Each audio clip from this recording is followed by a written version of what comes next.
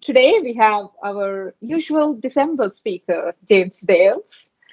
Um, the king of maths. Oh my God, I forgot the full sentence, but yeah, who is so in love with maths? And every single time I speak to James, at least once I will definitely hear word maths. So he's the best person to learn and everything about maths.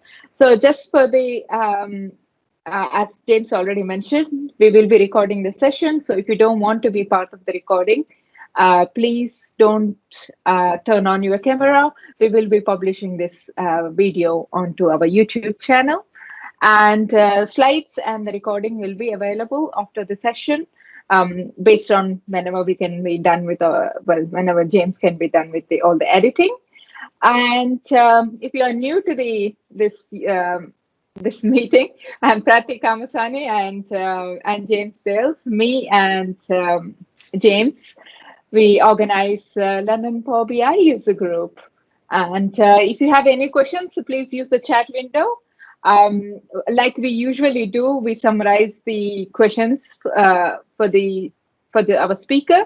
But I think as it's James, because he's the one who actually does all that job. So he's the presenter. So probably I think we will just go over the chat at the end of the presentation. Is that did I cover everything? Yeah. I think so. Yeah. Yeah. All right. It's over to you, James. Okay. Thanks, Prathi. Thanks for the intro. I will make a start. So Prathi's done me a great introduction. I'm not going to go through all of this, who I am, but it's probably worth starting off with a session. As Prathi said, this is a session about mapping in Power BI, but it's not about general mapping in Power BI. It's purely about one custom visual that I created about 4 years ago and have continued to develop in that time. So what are we going to talk through in this session? Well, first of all, I'm going to cover why do we need a icon map custom visual. I'm going to have a look through at what makes up an icon map. I'm going to very briefly touch on data security. I'm going to spend most of the session with demos. We're going to have a look through most of the different features of icon map, and I'm going to attempt to demo those. Hopefully we won't have any more blue screens and we will get through all of the features in the time. And then I'm going to close off and have a look at the roadmap of what happens next with icon map. And then I'll open up for questions. I'm going to try, so I'm not trying to keep an eye on the chat window at the same time as presenting. I'm going to wait to the end and I'll go through all of the questions at the end, but feel free to post them in the chat window as we go through, and I will get to you before we close the session. So why do we need a custom visual for Power BI when we've already got 5 visuals that come out of the box for maps? Well, let me touch on each of these different visuals, and I'll give you my view as to why there are some gaps. So first of all, we've got the filled map. So the filled map is for drawing choropleth maps in Power BI. So choropleth maps are maps where you draw shapes or boundaries on the map, and they're coloured based on values in your data. Now, the filled map probably works quite well if you live in the United States, as lots of US boundaries are catered for. It copes quite nicely with state boundaries and I think even zip codes. But if you are outside of the US, then you're not really well catered for at all. Most of the boundaries, if they are recognised at all, aren't complete, out of date, and there's no ability to upload your own set of shapes into the map. And this is where shape map comes in. Shape map allows you to upload your own boundaries into as TopoJSON format into the map visual. But there's some disadvantages with using shape map. Firstly, there are only the shapes that you upload shown on the map. There's no background mapping, no street maps or anything like that, purely the shapes that you upload. And there's some core functionality like drill down not included. And it's probably worth mentioning as well that ShapeMap's been in preview now for probably over 4 years. So it's probably never likely to come out of preview. Then there's the map visual.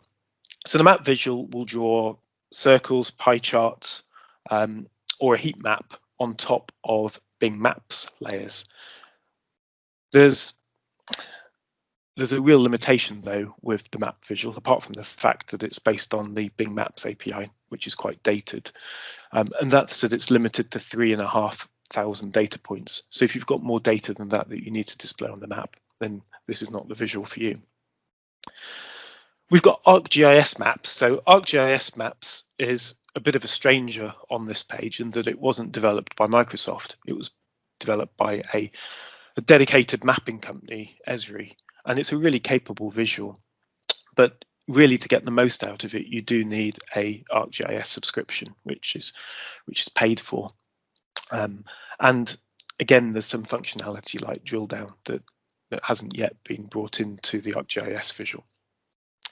And then we've got a newcomer, which only appeared a couple of months ago, which is the Azure Maps visual. And I think my view on this at the moment is it's still very much a newcomer, and it feels very much like a beta version. It's certainly far from feature complete.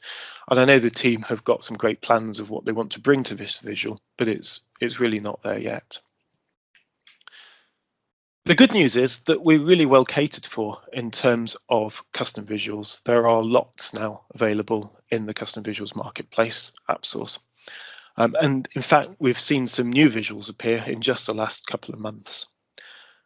But the interesting thing is I'm not going to talk about any of these visuals today, despite the fact that Icon Map is included on this list and available in AppSource. I'm actually going to talk about a new version of Icon Map that is in beta. And this is not the version that is in AppSource. To get hold of the version of Icon Map that I'm going to talk about today, then you need to go to iconmap.com and download it from there. So iconmap.com is a website dedicated for the visual, and there's a download link here to get the latest version.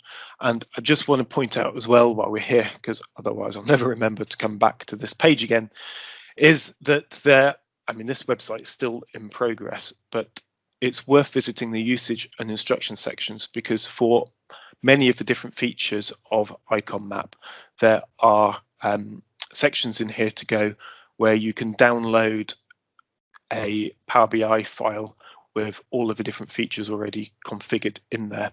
So if you're looking on how to do a particular thing in Icon Map, then you'll find interactive embedded Power BI reports on the site, and in most cases a PBIX file to download showing how that's been configured.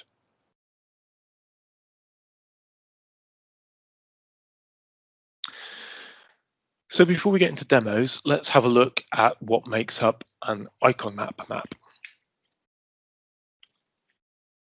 So most maps start off with a background layer. Now that background layer is usually an image, but those background images on maps aren't one large image that we scroll around. They're made up of what's called tiles. These are usually square tiles represented on a grid, and as we zoom in to our map or move around the map, those tiles are replaced with a more detailed version. The grid size doesn't change, we just get a new set of tiles rendered every time we zoom in on the map. So this gives us our background map. In Icon Map though, we have the option to overlay on top of the background map an optional set of transparent overlays. So in this example, I'm overlaying a more detailed view of the railway network. And it's once we've configured that background layer, the transparent overlay layer, then we can think about overlaying our data bound objects. So these are the circles or shapes or the images that we want to render on the map that actually come from or are formatted from our data. So from the bottom, we've got the background map, the overlays, and then the data bound objects. I do want to get going with demos, but I'm just going to touch quickly on on data security while I've got the PowerPoint up. So let me set the scene on this by adding a map to our Power BI report. So I'm going to add on the out-of-the-box Bing map. So this isn't icon map, this is the out-of-the-box Power BI map. And I'm just going to talk through what happens when the Bing map is rendered on a Power BI report. So let me drag in, so I've got some crime data in this report. It's not particularly important what the data is, but I've got a list of all of the London boroughs, and then I've got some the amount of crime in those particular boroughs. And you'll see that Bing Maps has done what it usually does for us in the UK and drawn some areas in London and some areas over here in the United States, where the US has got similar names to we have in the UK. So what happens when I drag on those fields into the Power BI report is the Power BI service sends a table with those two fields to our visual with the location and the size. So basically what it needs to know to draw that map. But the visual at this point doesn't have enough information to be able to take those locations and to plot them on the map. It doesn't know where Greenwich is. So the Power BI map visual then calls for help from the Bing Maps geocoding service, sends those list of locations down to the geocoding service, which then does its best guess at what the corresponding longitude and latitude coordinates are for each of those locations and sends them back to the visual. At this point, the visual now has enough information to start rendering our map. It knows what the extent of our data is that it wants to plot. So it needs to call for the background tiles. So it sends the request for those background tiles to the Bing Maps tile server. The Bing Maps tile server then finds the corresponding images and send those back to our visual, and we can plot the map. Now, what icon map does a little bit differently is that it has no ability to do geocoding. You have to either use a GeoJSON layer or provide all the longitude and latitude coordinates for the points that you want to plot on the map. Of course, the side effect of that is then that there is no danger of your data being sent outside of the visual. And actually, this is one reason that I know some organizations are using icon map, because they know that the calls for the data can stay inside of the Power BI environment. The only exception to that, of course, is we still need to call map tiles from a map tile server. However, we do have the ability in icon map to specify a custom tile server, and actually that could be one inside an on-premises environment. So if you have a really sensitive set of maps, I know in the oil and gas industry, for example, if you've got reserves maps, reserve your oil reserves as map tiles that you want to render on a map, they might be stored on an on-premises tile server, and you can still expose those through icon map because the requests come from your local browser in directly to that on-premises server without having to go outside into the public internet at all. The only real exception for that is if you're going to render GeoJSON layers or images that are stored on an external web server or in blob storage, then those URLs will go outside of the visual. So, can I just ask if you're not on mute, if you wouldn't mind going on mute for the moment? Thanks. So let's get into the demos then, and let's have a look at initially the background layers available in icon map. So let's go back to our Power BI desktop, and I'm going to remove the Power BI map and replace it with icon map. Now, before icon map will render anything on the report, we need to provide it with two fields. We need to populate the category field, and we need to populate the size field. So with my crime data, I'm going to drag our London boroughs onto the category field, and I'm going to drag the crime count into the size field. And I haven't dragged in any longitude and latitude fields yet or configured anything related to GeoJSON, so it's not going to plot any data on the map because it doesn't do that geocoding with our London boroughs, but it is enough for it to start rendering the background layer. So let's have a look at what the options are for those background layers. So if I go to the formatting settings for icon map and expand out background layers, you'll see that we've got quite a few formatting options in here. So if I expand out the background layer drop down, we'll see that we've got some OpenStreetMap options. I'm not going to go through all of these, but I'll point out a few ones of note. For starters, we've got quite a nice grey map. If you want to do some coloured choropleth mapping, that's quite a nice one to start with. There's OpenTopo map, which looks pretty awful at a zoomed out level, or not at all for some reason. Obviously, we're dependent on the servers being available. OpenTopo map looks like it's down, so we'll skip that one. Tonal light's quite a nice black and white layer for rendering bright coloured options on top of. You'll also notice that we've got the ability to add in mapbox layers in here. However, if you're going to choose a mapbox layer, you first need to get hold of a mapbox access token from mapbox.com, and there's a text box down here at the bottom to paste your token into.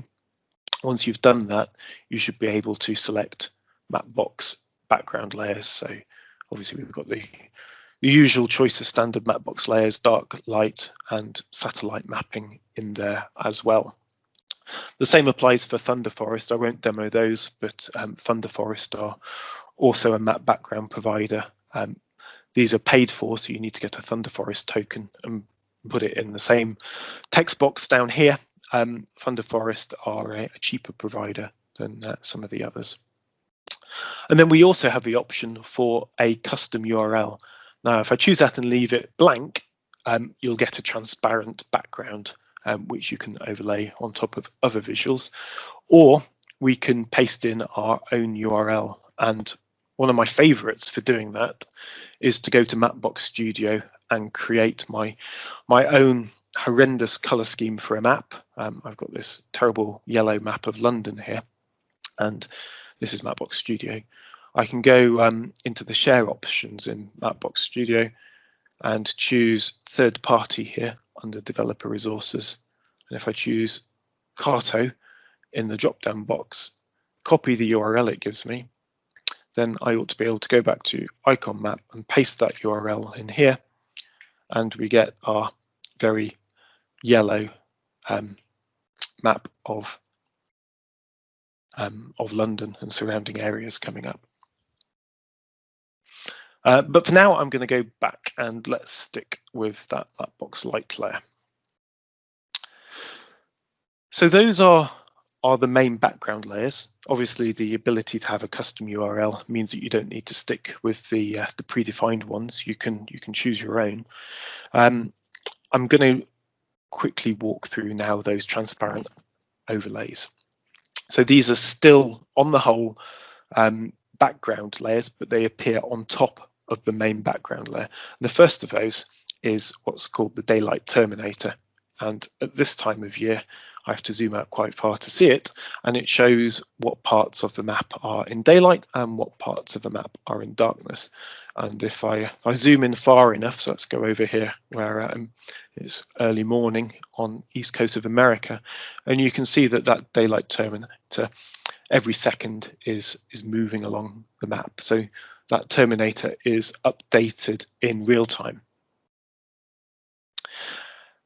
However, there is one exception to this daylight terminator, and if you don't want it to update in real time, I'll just point out that there is also a daylight date and time field here. So if you've got some historic data that you want to show the daylight terminator for, if you drag a day and time field over here, it will show this curve for that particular date and time.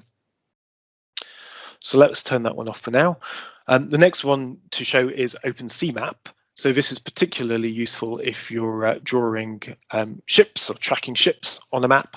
If I zoom in far enough, you'll see that we get things like shipping lanes, wind turbines, fishing areas appear on the map. And if I zoom in really far, you'll get buoys and lighthouses and all sorts of other things appear. Similarly, for tracking infrastructure and rail assets, we've also got Open Railway Map. And if I zoom in far enough, hopefully on the map, sometimes this takes a few seconds to start rendering, we'll get an overlay of the railway network on here as well, to some quite considerable amount of detail in certain countries, where it will show, you know, individual points and signals and that kind of thing.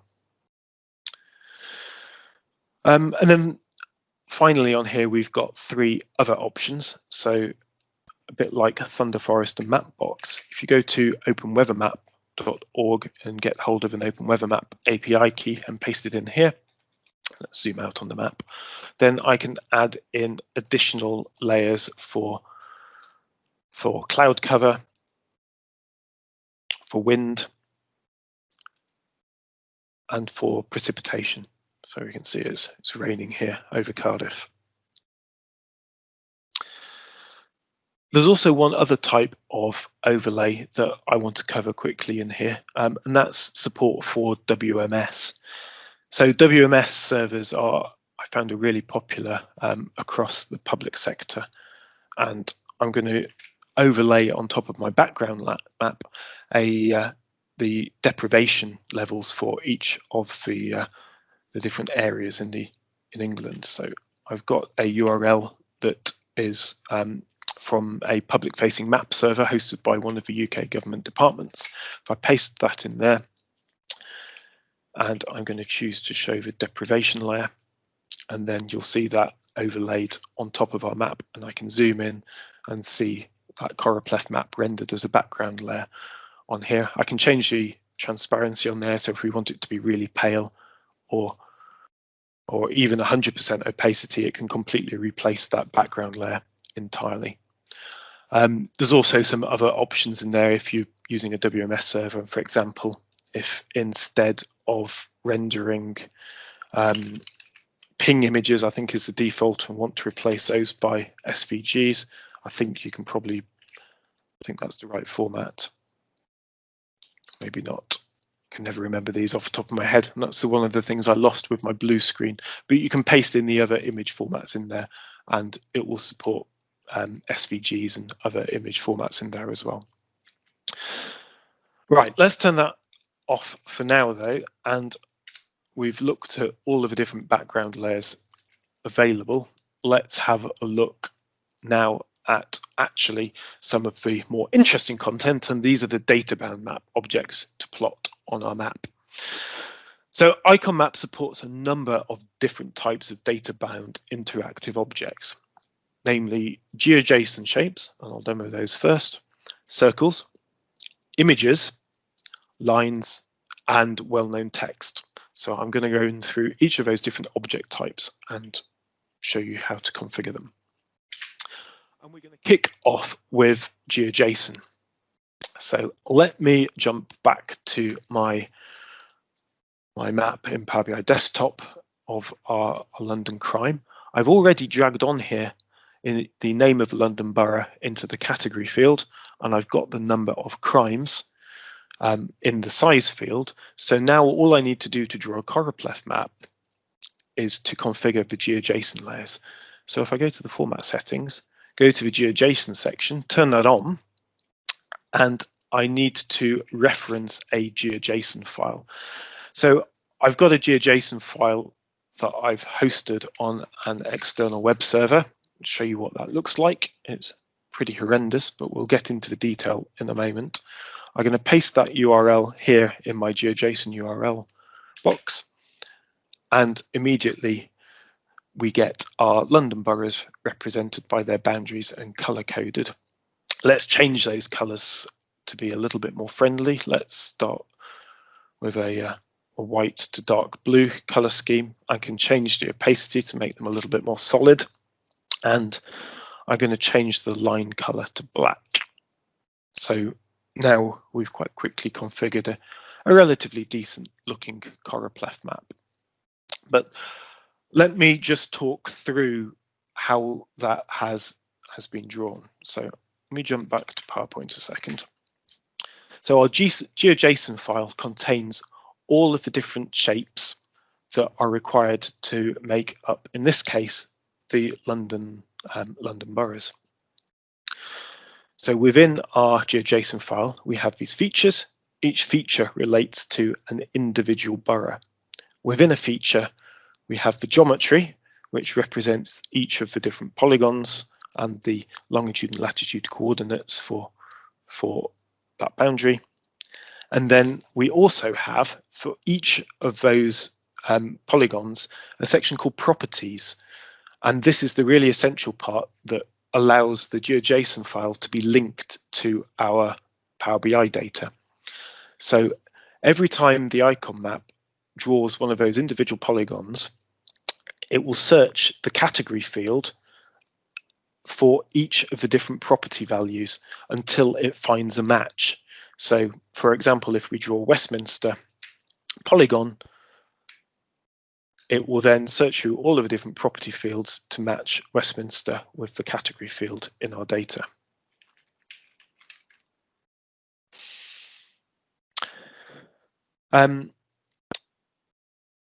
Let's touch on colours a little bit. So we've got the ability here to colour our polygons with a range that we define here in the properties. However, if we want really fine control over which colours are applied to each of the polygons, I've just seen that, just seen a question come up. What does LAD 17 code relate to?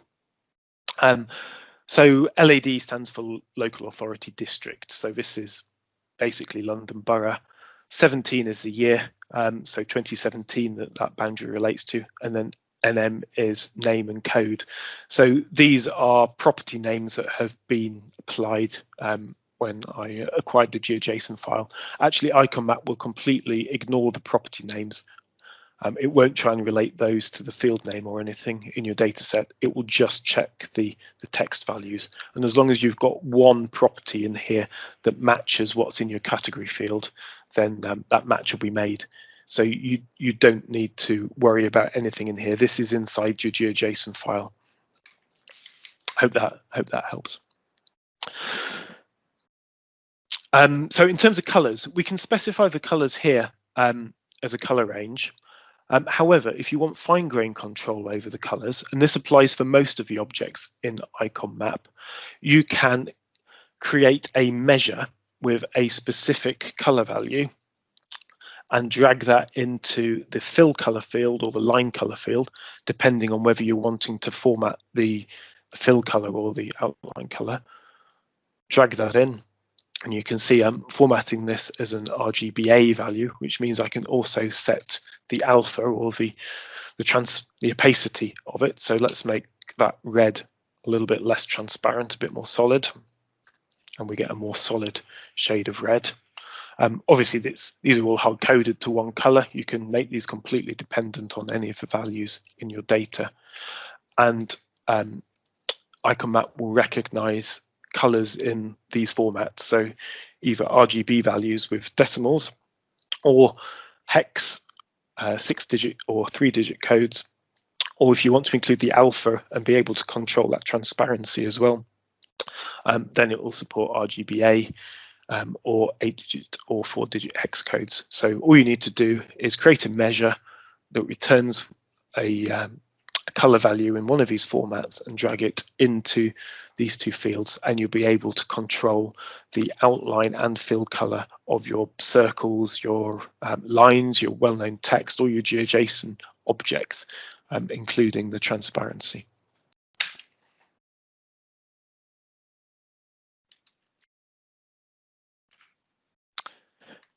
Okay.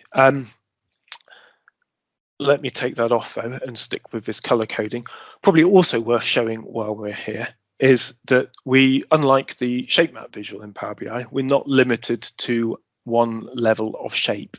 If I go to the next level of geography down, which is LSOA, which is lower super output area, go back to our GeoJSON configuration, and I can increase the number of levels.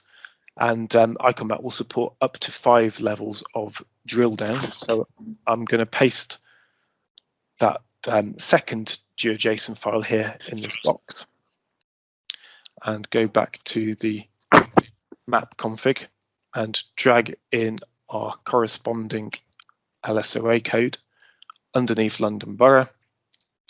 And then, oops, tabbed away, you'll see that we've got drill down options turned on, and I can click on Westminster and drill down to a more detailed level of GeoJSON file. And you can see here that we're still rendering all of the other LSOAs, but are colouring only the ones that we've got data for in Westminster. We can change the behaviour of that slightly. If I go into GeoJSON, I can either choose a different colour than grey to colour those shapes that don't have data, or I can choose to hide them completely.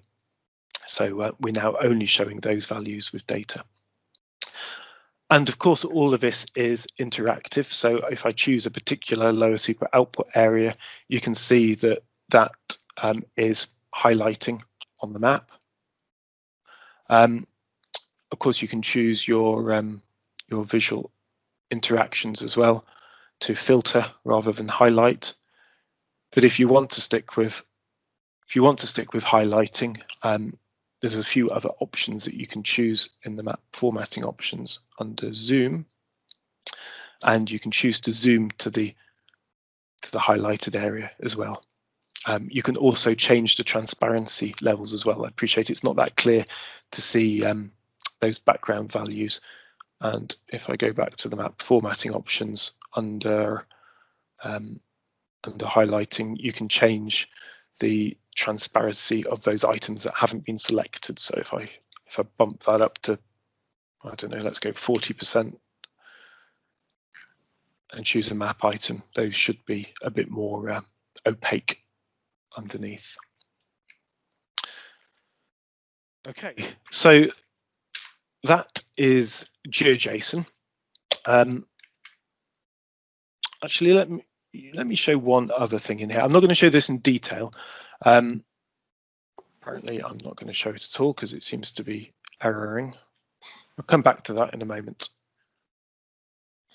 I'll reopen that Power BI file in the background. Give me a moment for that to open up, and I'll come back to that. We'll have a look instead at drawing some circles. Is it possible to support geography data into GeoJSON? Yes, but not inside Icon Map. There are a couple of tools that I would definitely recommend for that. Either a website called mapshaper.org, where you can drag in files of various different formats and then export them out into GeoJSON. Or there's a open source desktop application called QGIS. I would definitely recommend that.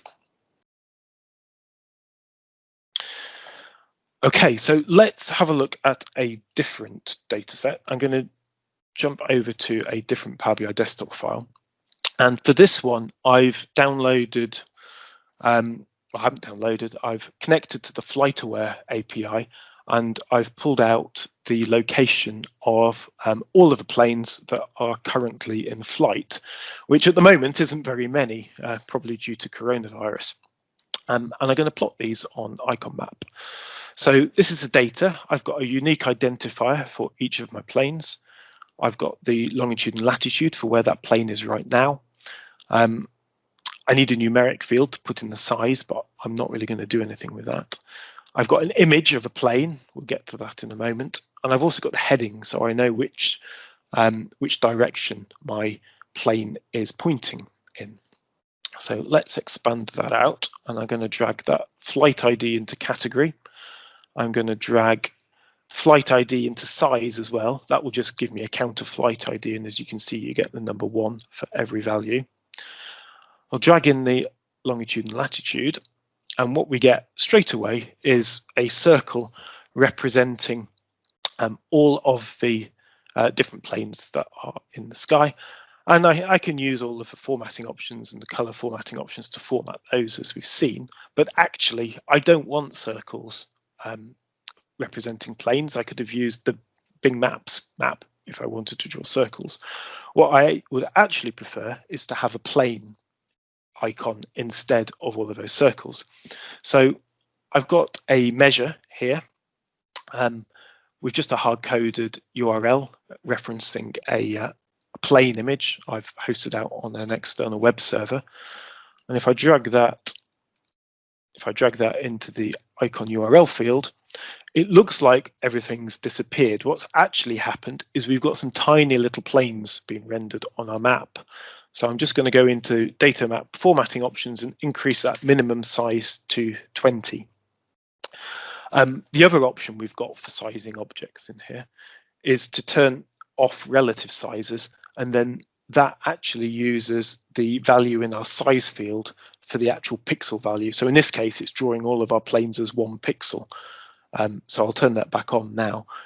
But if you want really granular control for the exact size of either your circles or your planes, then you can use this relative size option to specify that precisely, rather than the visual calculating it between a range. So I've now got planes on my map. That's a good start, but they all seem to be flying to the North Pole because we're not taking into account the heading of the plane. So I'm going to use that heading field, and I'm going to drag that into the icon rotation field. And now that has rotated each of our different images around so that they're pointing into the direction of travel.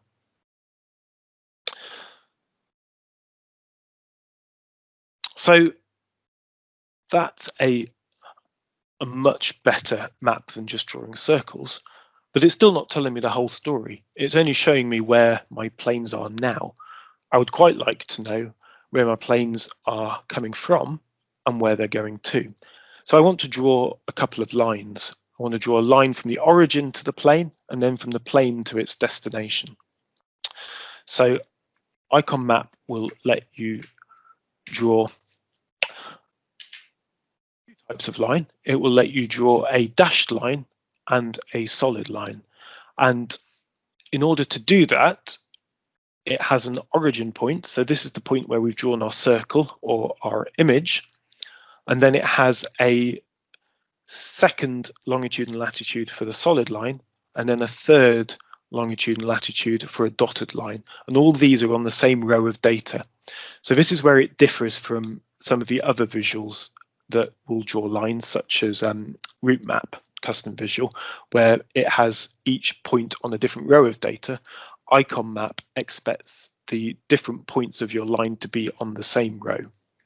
So let's have a look what that looks like. So I've got the destination and origin, each with a longitude and latitude. If I pull in the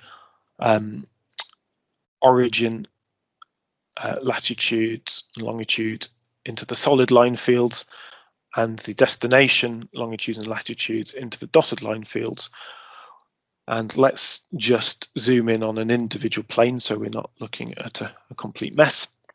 Here we've got a plane going from Spain to Mexico. We now have a solid line from the origin to our plane, and then a dotted line from the plane to the destination. And let's make this look a little bit better. Going into the formatting options again and into lines. And first of all, I'm going to turn on geodesic lines so that our lines follow the curvature of the Earth. So if I unformat that, you'll see all of our lines have gone curvy. Let's filter back in one for now.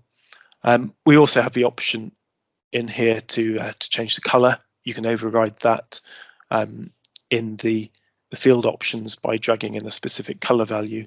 Also, you can change the line width either in here or there is a line width field as well in the field options for you to control the individual lines on a row by row basis. So that's drawn obviously where our plane is now, and where it's coming from, where it's going to.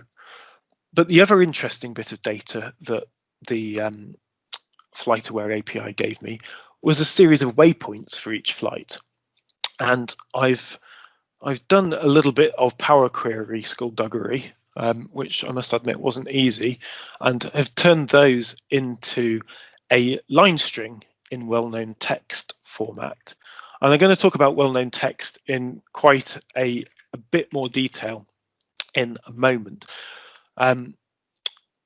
with some various different examples. But basically, well-known text is a standard geography type. It's the type that SQL Server geography data type uses, and it will allow you within a single field to either store a point or a whole series of points, a line represented by multiple longitude and latitude points, or multiple lines, or a polygon or multiple polygons in a single record of data.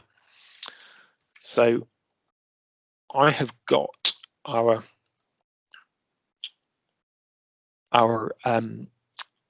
waypoints represented as a line string in our data set, and I'll come back to this page and show the configuration of it in a little bit more detail. But let me go back to the map, and I'm going to replace our plane icon instead with a waypoint, and let's zoom into that Spanish flight, and you'll see that our plane's disappeared, and instead we've now got this black line showing our route. So this is our line string, and then we've got our other series with our location, start and end point. And the reason is that the plane's disappeared is when I dragged the waypoint section in, I had to take the plane icon out, because we've only got one field to represent either an icon or our well-known text object. So if we want to display both, we can do something quite cunning here. And I've got a DAX measure that is called plane or waypoints, and it basically is checking to see if our data has any waypoints, and if it does, it will return the well-known text object. Otherwise, it will return the URL to the plane.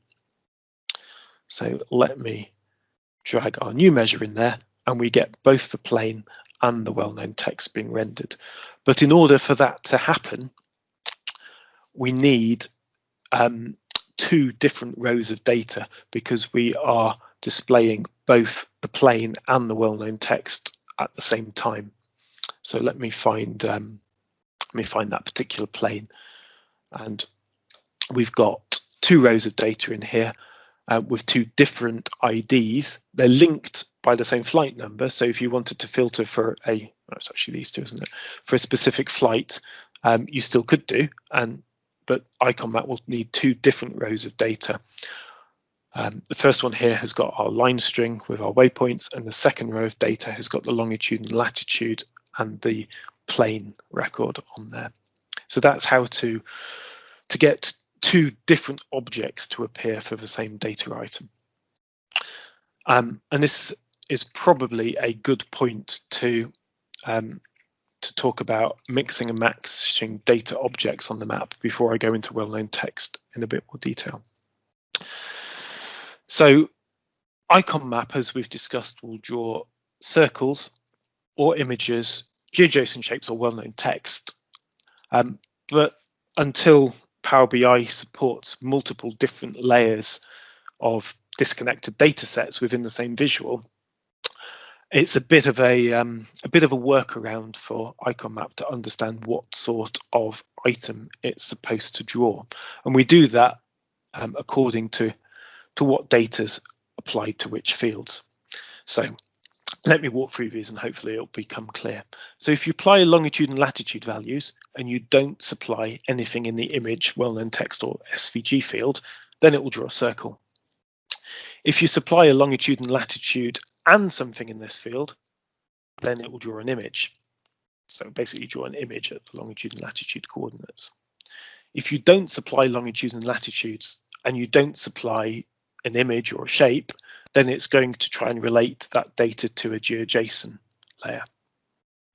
And if you don't supply longitudes and latitudes, but you do supply something in here, it's going to assume that it's well-known text, because all of those longitudes and latitudes are actually within the well-known text data, then it will draw well-known text.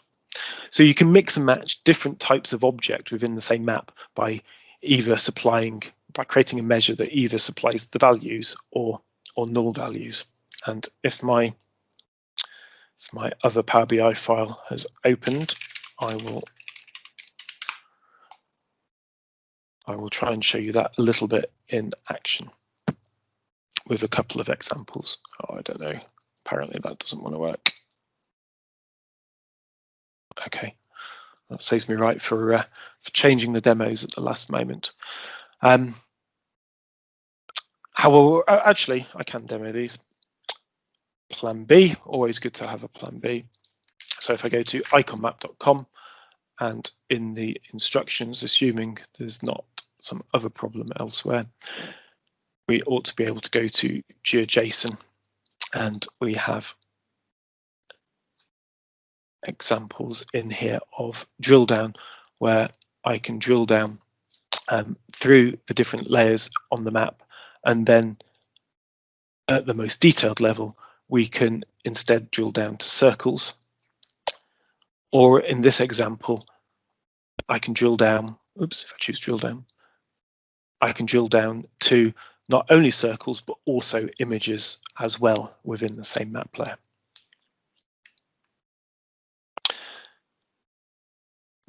So let me finish off. We're nearly out of time. I just want to talk about well-known text a little bit, because there's some real benefits of using well-known text in your data, particularly if we want to render polygons on the map.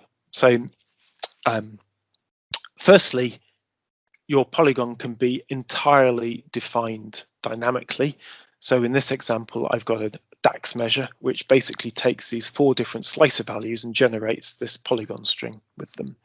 And I can change these slicer values, and you'll see that the polygon on the map will immediately update based on those slicer values. And of course, you can do something much cleverer than this and generate polygons based on the extent of the data in your map, or custom dynamic territories, or all sorts of clever things. The other side benefit is that you can keep all of your boundary data entirely within your Power BI data set, which means that you don't need to rely on GeoJSON files. There's 2 reasons why that might be a good idea. Firstly, if your data is sensitive and your shapes are sensitive and you don't want to host those on an external server, or they need to change based on time. And going back to our London Borough boundaries, we saw earlier that they related to 2017. Well, actually, there was a slightly different set of boundaries in 2011. So according to what your date slicer is, you might need to show a different set of boundaries on the same map. Well-known text can do that by picking up the appropriate fields according to the slicer values. But also, the other issue with GeoJSON is that if you wanted to represent the entire country at quite a detailed level, it doesn't take long before you end up with a really large GeoJSON file that is impractically too big to render on the map. And we can use well-known text in the data model to only pull up the parts of the country that you're filtered into, and using direct query back to SQL Server database with geography data types, you can represent a huge amount of data and surface that through Power BI without being restricted, by the size or the amount of geography data that you've got stored. And I just want to spend 2 minutes probably just showing you an example of a GeoJSON file. Let me just pull that up quickly, because when my machine rebooted, I lost the link. Bear with me just to pull that up. There we go. So the report that I'm about to show is based on some open data based on house prices from the UK Land Registry. And what I'm showing here is, again, another choropleth map, but this time it's not based on GeoJSON layers. It's based on well-known text stored within the data model. And the colouring is done using DAX measures based on the values in our data. But of course, it's all dynamic. So if I choose, to look at flats or terraced houses or detached houses, obviously all of that colouring will be updated in here. We've got the ability to drill down into specific areas, and all of these lower levels of detail come out of the data model. Let me drill back up again, and I can drill through to a more detailed page, and this is where it gets a bit more interesting. So again, I'm going to draw a kind of choropleth map, but this time, instead of drawing those lower super output areas, those lower level of shape, I'm drawing something much, much, much more detailed. So let me zoom in on the map. So this time, all of the elements that make up that underlying map are, whether they're buildings or trees or parks, whatever they are also stored in my data model, and I'm coloring those through the same technique. But they're all completely dynamic. So let me choose a different year, and you'll see that shading ought to change. There we go. So that's 1995. Or jump back to the whole date range, and you'll see you've got a different set of colouring. So let me show this a little bit more clearly, and I'm going to jump to a different method of colouring. So exactly the same data, but this time with a different measure doing the colouring.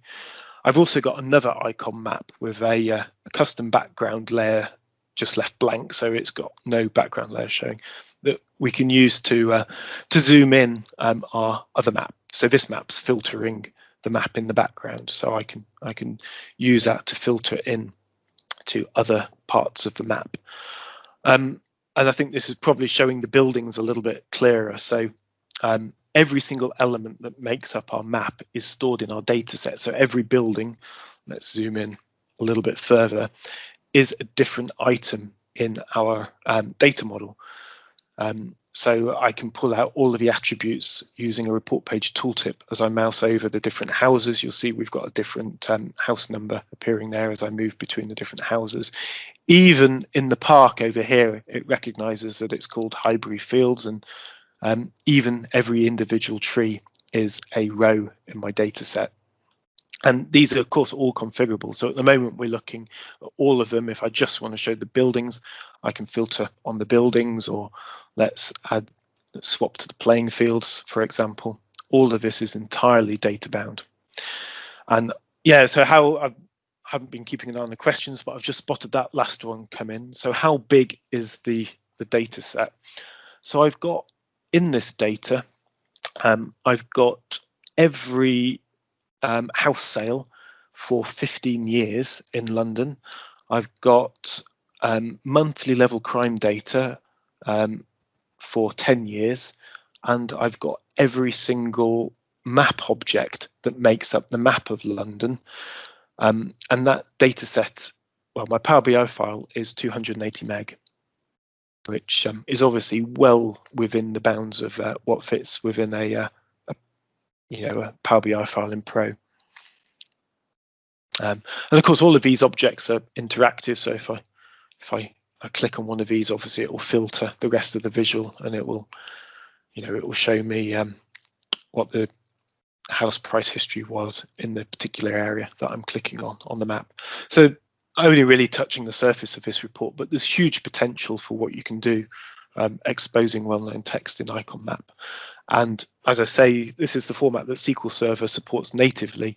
So if you've got a field of type geography in SQL Server, you can just connect Power Query directly to it, and icon map will interpret that field without having to do any kind of transformation on your data. But yes, so coordinate system must be WGS 84. It icon map doesn't yet support different coordinate systems. Although it is my plan to do that at a later date. Run out of time, so let's cover the last couple of slides very quickly. First of all, map controls. I'm not going to talk through these other than the fact that you can turn them all on and off independently, and we do have a proper lasso for selecting objects. We didn't show labels, but you can draw a label for any of the different types of object, whether that's GeoJSON, circles, images, or well-known text. And it supports report page tooltips, drill through and drill down. So talk about quickly what's next. As I say, this is the beta version and only available from iconmap.com at the moment. It is my plan to release it to app source. I've been waiting for conditional formatting to appear in the custom visuals API, which it has done or is being released this month. So hopefully that will mean that the configuration of a lot of what I've shown you can come out of the field section. So in here helps if I have a map. In the map where we've been using these fill and outline color fields, for example, or the line width, it would make much more sense for these fields instead to be conditional formatting against the appropriate formatting options. So now that's been released, I will update that, and then my plan is to get it into app source in early 2021. And then there's, I'm always updating and improving icon map. So my plan is to upgrade to a newer version of the underlying mapping framework, which is Leaflet. And I also plan to support vector tiles once I've done that for better support of much larger choropleth mapping. Okay, thank you for staying with me through that back-to-back session. We didn't have too many demo fails. Hopefully I managed to show everything. I will attempt to go back through the questions, which Prafi has kindly gathered up for me. Thank you. Yeah, I've just found them. So let me run through these. Let me stop showing my screen a moment and run through. So Rishi asks, can we have different icons for different field values? Yes. So the icon field is just a measure. So you can have like I showed planes, you could have a different plane icon for all of the different types of plane. Just supply a different value. It just happens that I hard coded it. Andy, source for aircraft flights requested, please. Yes, FlightAware. It's paid for. It's a paid for API. It's not free, unfortunately. But if you go to flightaware.com, you will find the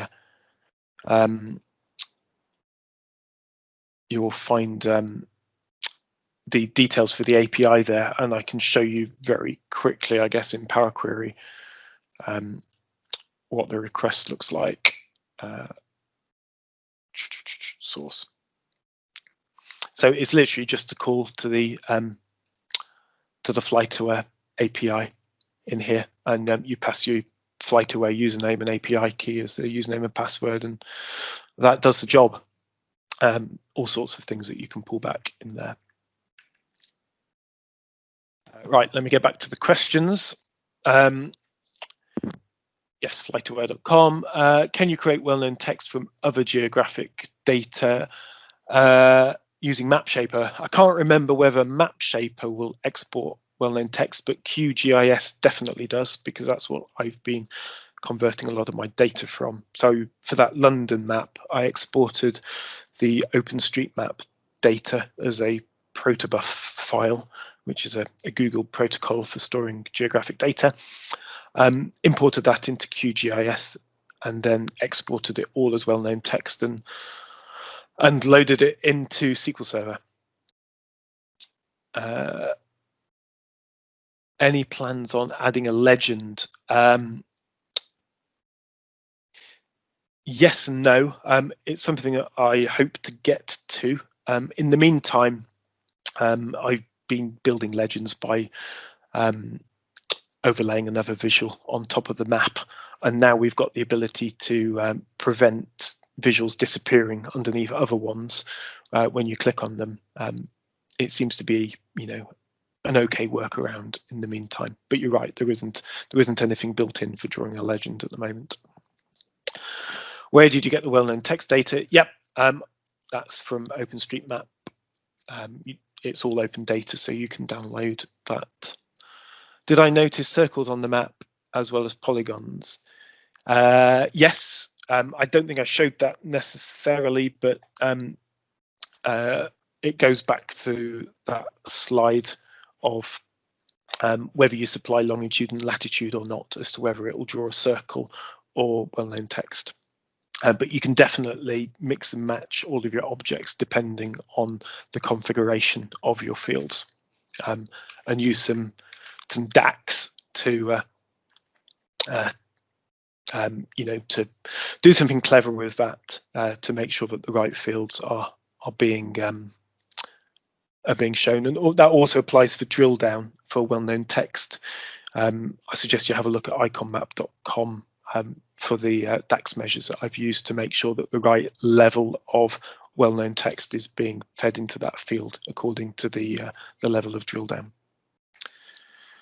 The house price data is from the land registry. I think I found it on data.gov.uk. They do also have an API, but I downloaded a CSV file with all 15 years worth of data. Will you charge money for IconMap in the future? No, I have absolutely no plans for charging for IconMap. It's a, I suspect it will probably be more hassle than it's worth. I'm not a custom visuals business. I work for a consultancy. IconMap for for Altius and probably now Avanade has led to more it's opened doors for more consultancy work. So I think it would probably cause me more trouble than it's worth if we started charging for it. Will the vector tiles use the Mapbox standard? Yes, that is the plan. Do you plan to support indoor maps? If there's enough interest, I can code that in. The only other visual that does that at the moment is the Azure Maps visual, which is worth a look if you need that in the meantime.